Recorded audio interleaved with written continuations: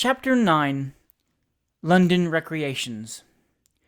The wish of persons in the humbler classes of life to ape the manners and customs of those whom fortune has placed above them is often the subject of remark, and not unfrequently of complaint. The inclination may, and no doubt does, exist to a great extent among the small gentility, the would-be aristocrats, of the middle classes. Tradesmen and clerks, with fashionable novel-reading families and circulating library-subscribing daughters, get up small assemblies in humble imitation of Almack's, and promenade the dingy large room of some second-rate hotel with as much complacency as the enviable few who are privileged to exhibit their magnificence in that exclusive haunt of fashion and foolery. Aspiring young ladies, who read flaming accounts of some fancy fair and high life, suddenly grow desperately charitable. Visions of admiration and matrimony float before their eyes. Some wonderfully meritorious institution, which, by the strangest accident in the world, has never been heard of before, is discovered to be in a languishing condition. Thomson's great room, or Johnson's nursery ground, is forthwith engaged, and the aforesaid young ladies, from mere charity, exhibit themselves for 3 days, from 12 to 4, for the small charge of 1 shilling per head. With the exception of these classes of society, however, and a few weak and insignificant persons, we do not think the attempt at imitation to which we have alluded prevails in any great degree. The different character of the recreations of different classes has often afforded us amusement, and we have chosen it for the subject of our present sketch, in the hope that it may possess some amusement for our readers. If the regular city man, who leaves Lloyd's at 5 o'clock and drives home to Hackney, Clapton, Stamford Hill, or elsewhere, can be said to have any daily recreation beyond his dinner, it is his garden.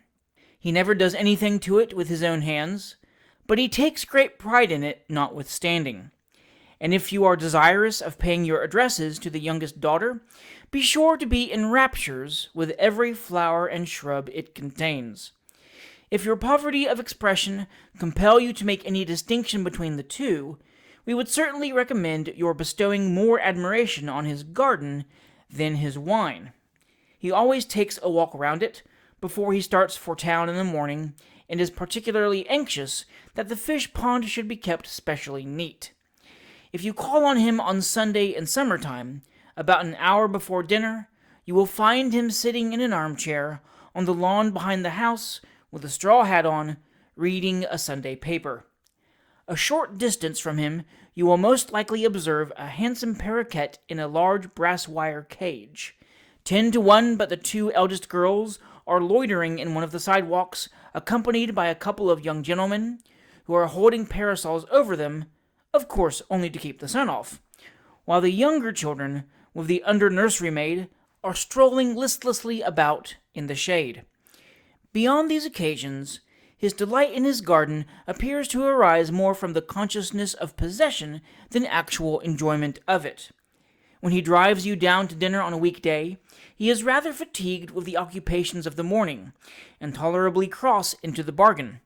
But when the cloth is removed, and he has drank 3 or 4 glasses of his favorite port, he orders the French windows of his dining room, which of course look into the garden, to be opened, and throwing a silk handkerchief over his head, and leaning back in his armchair, descants at considerable length upon its beauty and the cost of maintaining it. This is to impress you, who are a young friend of the family, with a due sense of the excellence of the garden, and the wealth of its owner, and when he has exhausted the subject, he goes to sleep. There is another and very different class of men whose recreation is their garden. An individual of this class resides some short distance from town, say in the Hampstead Road, or the Kilburn Road, or any other road where the houses are small and neat, and have little slips of back garden. He and his wife, who is as clean and compact a little body as himself, have occupied the same house ever since he retired from business 20 years ago. They have no family. They once had a son who died at about 5 years old. The child's portrait hangs over the mantelpiece in the best sitting room, and a little cart he used to draw about is carefully preserved as a relic. In fine weather, the old gentleman is almost constantly in the garden, and when it is too wet to go into it, he will look out of the window at it by the hour together. He has always something to do there, and you will see him digging and sweeping and cutting and planting with manifest delight. In springtime, there is no end to the sowing of seeds, and sticking little bits of wood over them with labels which look like epitaphs to their memory. And in the evening, when the sun has gone down, the perseverance with which he lugs a great watering pot about is perfectly astonishing. The only other recreation he has is the newspaper, which he peruses every day from beginning to end, generally reading the most interesting pieces of intelligence to his wife during breakfast. The old lady is very fond of flowers, as the hyacinth glasses in the parlor window and geranium pots in the little front room testify. She takes great pride in the garden too, and when one of the 4 fruit trees produces rather a larger gooseberry than usual, it is carefully preserved under a wine glass on the sideboard, for the edification of visitors, who are duly informed that Mr. So-and-so planted the tree which produced it with his own hands. On a summer's evening, when the large watering pot has been filled and emptied some 14 times, and the old couple have quite exhausted themselves by trotting about, you will see them sitting happily together in the little summer house, enjoying the calm and peace of the twilight, and watching the shadows as they fall upon the garden, and gradually growing thicker and more somber, obscure the tints of their gayest flowers. No bad emblem of the years that have silently rolled over their heads, deadening in their course the brightest hues of early hopes and feelings which have long since faded away. These are their only recreations, and they require no more. They have within themselves the materials of comfort and content, and the only anxiety of each is to die before the other. This is no ideal sketch. There used to be many old people of this description. Their numbers may have diminished, and may decrease still more. Whether the course female education has taken of late days, whether the pursuit of giddy frivolities and empty nothings has tended to unfit women for that quiet domestic life, in which they show far more beautifully than in the most crowded assembly, is a question we should feel little gratification in discussing. We hope not. Let us turn now to another portion of the London population, whose recreations present about as strong a contrast as can well be conceived. We mean the Sunday pleasurers. And let us beg our readers to imagine themselves stationed by our side in some well-known rural tea gardens. The heat is intense this afternoon, and the people, of whom there are additional parties arriving every moment, look as warm as the tables which have been recently painted, and have the appearance of being red hot. What a dust and noise! Men and women, boys and girls, sweethearts and married people, babies in arms, and children in chases, pipes and shrimp, cigars and periwinkles, tea and tobacco. Gentlemen in alarming waistcoats, and steel watchguards promenading about, 3 abreast, with surprising dignity, or, as the gentleman in the next box facetiously observes, cutting it uncommon fat. Ladies, with great, long, white pocket handkerchiefs, like small tablecloths, in their hands, chasing one another on the grass in the most playful and interesting manner, with the view of attracting the attention of the aforesaid gentlemen. Husbands in perspective, ordering bottles of ginger beer for the objects of their affections, with a lavish disregard of expense, and the said objects washing down huge quantities of shrimps and winkles, with an equal disregard of their own bodily health and subsequent comfort. Boys, with great silk hats just balanced on the top of their heads, smoking cigars, and trying to look as if they liked them. Gentlemen in pink shirts and blue waistcoats, occasionally upsetting either themselves or somebody else with their own canes. Some of the finery of these people provokes a smile, but they are all clean and happy and disposed to be good-natured and sociable. Those 2 motherly-looking women in the smart pelisses, who are chatting so confidentially, inserting "ma'am" at every 4th word, scraped an acquaintance about a quarter of an hour ago. It originated in admiration of the little boy who belongs to one of them, that diminutive specimen of mortality in the three-cornered pink satin hat with black feathers. The two men in the blue coats and drab trousers, who are walking up and down smoking their pipes, are their husbands. The party in the opposite box are a pretty fair specimen of the generality of the visitors. These are the father and mother, and the old grandmother, a young man and woman, and an individual addressed by the euphonious title of Uncle Bill, who is evidently the wit of the party.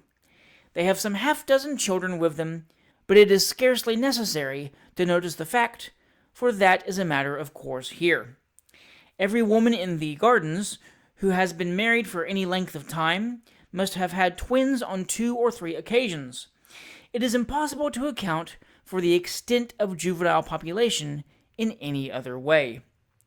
Observe the inexpressible delight of the old grandmother at Uncle Bill's splendid joke of tea for 4, bread and butter for 40, and the loud explosion of mirth which follows his wafering a paper pigtail on the waiter's collar. The young man is evidently keeping company with Uncle Bill's niece, and Uncle Bill's hints, such as, "Don't forget me at the dinner, you know. I shall look out for the cake, Sally. I'll be godfather to your first, wager it's a boy," and so forth, are equally embarrassing to the young people and delightful to the elder ones.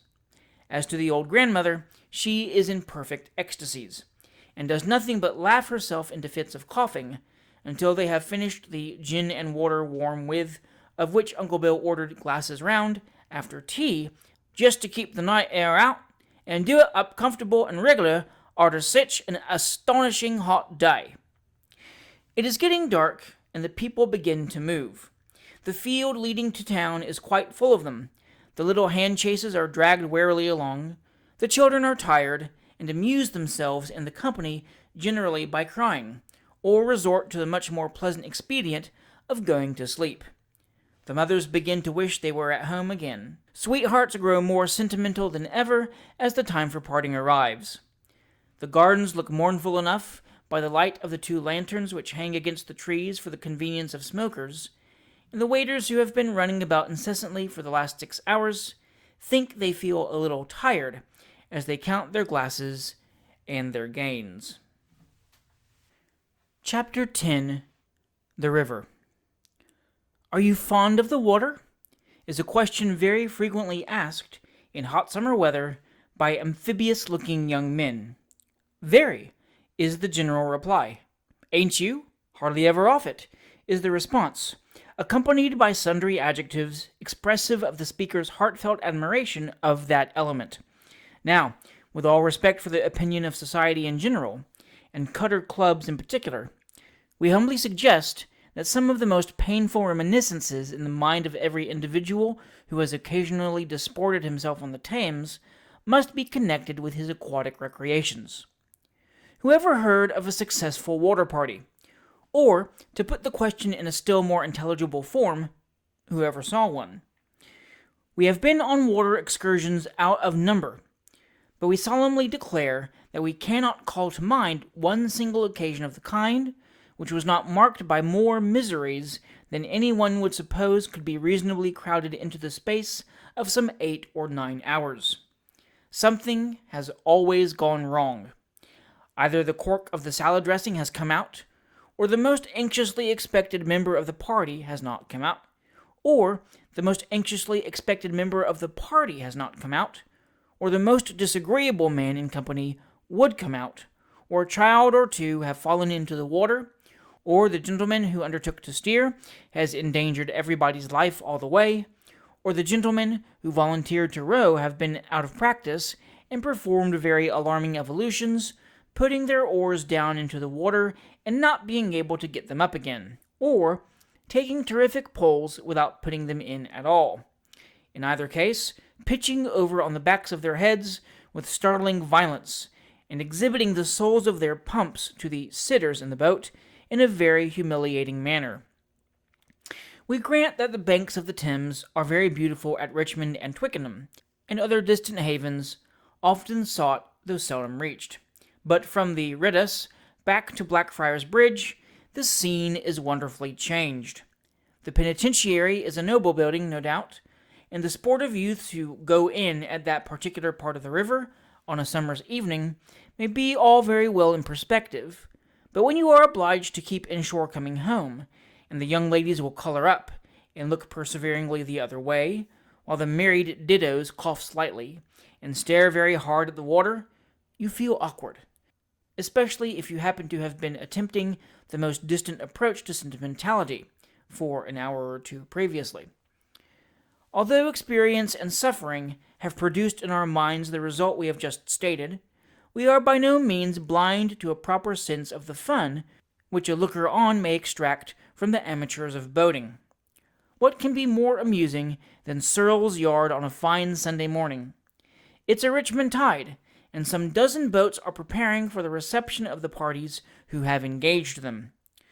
2 or 3 fellows in great rough trousers and gurney shirts are getting them ready by easy stages, now coming down the yard with a pair of sculls and a cushion, then having a chat with Jack, who, like all his tribe, seems to be wholly incapable of doing anything but lounging about, then going back again, and returning with a rudder line and a stretcher, then solacing themselves with another chat, and then wondering, with their hands in their capacious pockets, where them gentlemen's got to as ordered the 6. One of these, the head man, with the legs of his trousers carefully tucked up at the bottom, to admit the water, we presume, for it is an element in which he is infinitely more at home than on land, is quite a character, and shares with the defunct oyster-swallower the celebrated name of Dando. Watch him, as taking a few minutes' respite from his toils, he negligently seats himself on the edge of a boat, and fans his broad bushy chest with a cap scarcely half so furry. Look at his magnificent, though reddish whiskers, and mark the somewhat native humor with which he chafes the boys and prentices, or cunningly gammons the gentleman into the gift of a glass of gin, of which we verily believe he swallows in one day as much as any 6 ordinary men, without ever being one atom the worse for it. But the party arrives, and Dando, relieved from his state of uncertainty, starts up into activity. They approach in full aquatic costume, with round blue jackets, striped shirts, and caps of all sizes and patterns, from the velvet skull-cap of French manufacture to the easy headdress familiar to the students of the old spelling books, as having, on the authority of the portrait, formed part of the costume of the Reverend Mr. Dilworth. This is the most amusing time to observe a regular Sunday water party. There has evidently been up to this period no inconsiderable degree of boasting on everybody's part relative to his knowledge of navigation. The sight of the water rapidly cools their courage, and the air of self-denial with which each of them insists on somebody else's taking an oar is perfectly delightful. At length, after a great deal of changing and fidgeting, consequent upon the election of a stroke oar, the inability of one gentleman to pull on this side, of another to pull on that, and of a third to pull at all, the boat's crew are seated. "Shove her off!" cries the coxswain, who looks as easy and comfortable as if he were steering in the Bay of Biscay. The order is obeyed, the boat is immediately turned completely round, and proceeds towards Westminster Bridge amidst such a splashing and struggling as never was seen before, except when the Royal George went down. "Backwater, sir!" shouts Dando. "Backwater, you, sir, aft!" Upon which, everybody thinking he must be the individual referred to, they all backwater, and back comes the boat, stern first, to the spot whence it started. "Backwater, you, sir, aft! Pull round, you, sir, forward, can't you?" shouts Dando in a frenzy of excitement. "Pull round, Tom, can't you?" echoes one of the party. "Tom ain't forward," replies another. "Yes, he is," cries a third, and the unfortunate young man, at the imminent risk of breaking a blood vessel, pulls and pulls until the head of the boat fairly lies in the direction of Vauxhall Bridge. "That's right, now pull, all on you," shouts Dando again, adding in an undertone to somebody by him, "Blowed if I ever see such a set of muffs." And away jogs the boat in a zigzag direction, every one of the 6 oars dipping into the water at different times, and the yard is once more clear until the arrival of the next party. A well-contested rowing match on the Thames is a very lively and interesting scene. The water is studded with boats of all sorts, kinds, and descriptions. Places in the coal barges at the different wharfs are let to crowds of spectators. Beer and tobacco flow freely about. Men, women, and children wait for the start in breathless expectation. Cutters of 6 and 8 oars glide gently up and down, waiting to accompany their protégés during the race. Bands of music add to the animation, if not to the harmony of the scene. Groups of watermen are assembled at the different stairs, discussing the merits of their respective candidates. And the prize wherry, which is rowed slowly about by a pair of sculls, is an object of general interest. 2 o'clock strikes, and everybody looks anxiously in the direction of the bridge through which the candidates for the prize will come. 2:30, and the general attention which has been preserved so long begins to flag, when suddenly a gun is heard, and a noise of distant hurrahing along each bank of the river. Every head is bent forward. The noise draws nearer and nearer. The boats which have been waiting at the bridge start briskly up the river, and a well-manned galley shoots through the arch, the sitters cheering on the boats behind them, which are not yet visible. "Here they are!" is the general cry, and through darts the first boat, the men in her stripped to the skin, and exerting every muscle to preserve the advantage they have gained. 4 other boats follow close astern. There are not 2 boats' lengths between them. The shouting is tremendous, and the interest intense. "Go on, Pink! Give it her, Red! Solo in forever! Bravo, George! Now, Tom! Now! Why don't your partner stretch out? 2 pots to a pint on yellow," etc., etc. Every little public house fires its gun and hoists its flag, and the men who win the heat come in amidst a splashing and shouting and banging and confusion which no one can imagine who has not witnessed it, and of which any description would convey a very faint idea. One of the most amusing places we know is the steam wharf on the London Bridge, or St. Catherine's Dock Company, on a Saturday morning in summer, when the Gravesend and Margate steamers are usually crowded to excess. And as we have just taken a glance at the river above bridge, we hope our readers will not object to accompany us on board a Gravesend packet. Coaches are every moment setting down at the entrance to the wharf, and the stare of bewildered astonishment with which the fares resign themselves and their luggage into the hands of the porters, who seize all the packages at once as a matter of course, and run away with them, heaven knows where, is laughable in the extreme. A Margate boat lies alongside the wharf. The Gravesend boat, which starts first, lies alongside that again, and as a temporary communication is formed between the two, by means of a plank and handrail, the natural confusion of the scene is by no means diminished. "Gravesend?" inquires a stout father of a stout family, who follow him under guidance of their mother and a servant, at the no small risk of 2 or 3 of them being left behind in the confusion. "Gravesend?" "Pass on, if you please, sir," replies the attendant. "Other boat, sir." Hereupon the stout father, being rather mystified, and the stout mother rather distracted by maternal anxiety, the whole party deposit themselves in the Margate boat, and after having congratulated himself on having secured very comfortable seats, the stout father sallies to the chimney to look for his luggage, which he has a faint recollection of having given some man something to take somewhere. No luggage, however, bearing the most remote resemblance to his own, in shape or form, is to be discovered, on which the stout father calls very loudly for an officer, to whom he states the case, in the presence of another father of another family, a little thin man, who entirely concurs with him, the stout father, that it's high time something was done with these steam companies, and that as the corporation bill failed to do it, something else must, for really people's property is not to be sacrificed in this way, and that if the luggage isn't restored without delay, he will take care it shall be put in the papers, for the public is not to be victim of these great monopolies. To this the officer, in his turn, replies that that company, ever since it has been the St. Catherine's Dock Company, has protected life and property, that if it had been the London Bridge Wharf Company, indeed, he shouldn't have wondered, seeing that the morality of that company, they being the opposition, can't be answered for by no one. But, as it is, he's convinced there must be some mistake, and he wouldn't mind making a solemn oath afore a magistrate that the gentleman will find his luggage afore he gets to Margate. Here the stout father, thinking he is making a capital point, replies that, as it happens, he is not going to Margate at all, and that passenger to Gravesend was on the luggage, in letters of full 2 inches long, on which the officer rapidly explains the mistake, and the stout mother, and the stout children, and the servant are hurried with all possible dispatch on board the Gravesend boat, which they reached just in time to discover that their luggage is there, and that their comfortable seats are not. Then the bell, which is the signal for the Gravesend boat starting, begins to ring most furiously, and people keep time to the bell by running in and out of our boat at a double-quick pace. The bell stops, the boat starts. People who have been taking leave of their friends on board are carried away against their will, and people who have been taking leave of their friends on shore find that they have performed a very needless ceremony, in consequence of their not being carried away at all.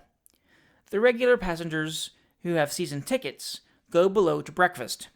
People who have purchased morning papers compose themselves to read them, and people who have not been down the river before think that both the shipping and the water look a great deal better at a distance. When we get down about as far as Blackwell and begin to move at a quicker rate, the spirits of the passengers appear to rise in proportion.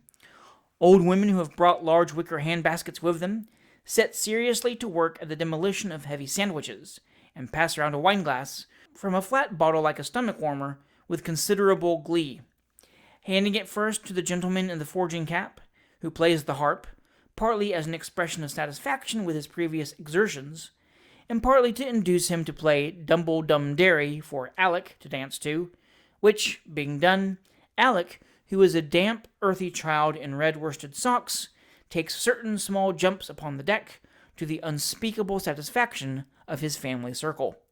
Girls who have bought the first volume of some new novel in their reticule become extremely plaintive, and expatiate to Mr. Brown, or young Mr. O'Brien, who has been looking over them, on the blueness of the sky and the brightness of the water, on which Mr. Brown, or Mr. O'Brien, as the case may be, remarks in a low voice that he has been quite insensible of late to the beauties of nature, that his whole thoughts and wishes have centered in one object alone, whereupon the young lady looks up, and failing in her attempt to appear unconscious, looks down again, and turns over the next leaf with great difficulty, in order to afford opportunity for a lengthened pressure of the hand. Telescopes, sandwiches, and glasses of brandy and water cold without begin to be in great requisition, and bashful men who have been looking down the hatchway at the engine find, to their great relief, a subject on which they can converse with one another, and a copious one too. Steam. "Wonderful thing, steam, sir." "Ah," a deep-drawn sigh. "It is indeed, sir." "Great power, sir." "Immense, immense." "Great deal done by steam, sir." "Ah." Another long sigh at the immensity of the subject, and a knowing shake of the head. "You may say that, sir." "Still in its infancy, they say, sir." Novel remarks of this kind are generally the commencement of a conversation which is prolonged until the conclusion of the trip, and, perhaps, lays the foundation of a speaking acquaintance between half a dozen gentlemen who, having their families at Gravesend, take season tickets for the boat, and dine on board regularly every afternoon.